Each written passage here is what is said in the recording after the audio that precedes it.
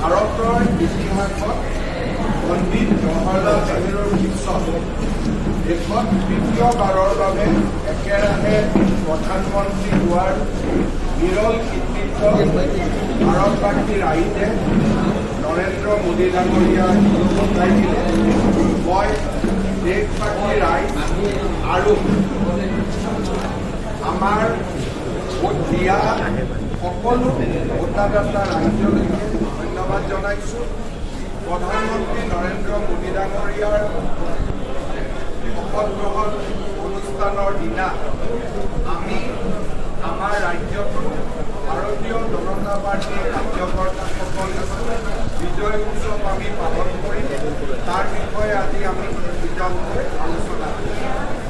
অসমত শাসকীয় দলে আজিলৈকে কেতিয়াও 11খন আসনত বিজয়ী হোৱা নাছিল। ভাৰতীয় জনতা পাৰ্টীয়ে অসমতো এক বিৰল কৃতিত্ব স্থাপন কৰিলে যে সমকালীন সময়ত শাসকীয় দলে 11খন আসনত বিজয়ী হোৱাৰ যিটো কৃতিত্ব, সেই কৃতিত্বৰো অধিকাৰী হ'বলৈ অসমবাসী ৰাইজে আমাক সুবিধা দিলে। তাৰ বাবে মই অসমবাসী ৰাইজক ধন্যবাদ জনাইছোঁ। দ্বিতীয়তে 11খন লোকসভা নিৰ্বাচনৰ বিজয়ক যদি আমি বিশ্লেষণ কৰোঁ, সমান্তৰালভাৱে আমি 93খন বিধানসভাত আমি বিজয়ী হৈছোঁ। যোৱা বিধানসভা নিৰ্বাচনৰ সময়ত আমি 74খন আসনত বিজয়ী হৈছিলোঁ।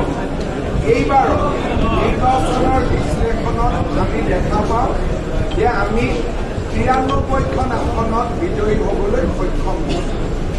বহুকেইটা সমষ্টিত আমাৰ দল আৰু আমাৰ সহযোগী AGP দলৰ জিকাৰ ব্যৱস্থা যোৱাবাৰৰ নিৰ্বাচনৰ তুলনাত বহুগুণে বৃদ্ধি হৈছে। সামগ্ৰিকভাৱে অসমত NDA নিজৰ ভোটৰ পাৰ্চেণ্টেজ বঢ়াবৰ বাবেও সক্ষম হৈছে। মই অসমবাসী ৰাইজক এই গোটেই সফলতাসমূহৰ বাবে মোৰ দুৱাই কৃতজ্ঞতা জনাইছোঁ আৰু মই আকৌ এবাৰ কথা দিছোঁ যে আমি সকলোৱে অসমক ভাৰতৰ এখন বিকশিত ৰাজ্যলৈ ৰূপান্তৰ কৰাৰ বাবে আমি আমাৰ কৰ্মযোগ্য অব্যাহত ৰাখিম। তৃতীয়বাৰ মোদী ডাঙৰীয়াৰ চৰকাৰখনে যাতে অসমৰ প্ৰতি সকলো ধৰণৰ ন্যায়োচিতভাৱে আমাক কেন্দ্ৰীয় চৰকাৰৰ আঁচনিসমূহৰ সুবিধা দিয়ে, তাৰ বাবেও মই কেন্দ্ৰীয় চৰকাৰৰ লগত যোগাযোগ অক্ষুণ্ণ ৰাখিম। নিৰ্বাচনৰ মাজতে প্ৰধানমন্ত্ৰী মোদী ডাঙৰীয়াই অসমবাসী ৰাইজক ইণ্ডিয়ান ইনষ্টিটিউট অফ মেনেজমেণ্ট এখন উপহাৰ দিয়ে। তেখেতক ধন্যবাদ জনোৱাৰ ৰাজহুৱাভাৱে সুযোগ পোৱা নাছিলোঁ। আজি মই তেখেতক ইণ্ডিয়ান ইনষ্টিটিউট অফ মেনেজমেণ্ট অসমক উপহাৰ দিয়াৰ বাবেও ধন্যবাদ জনাইছোঁ।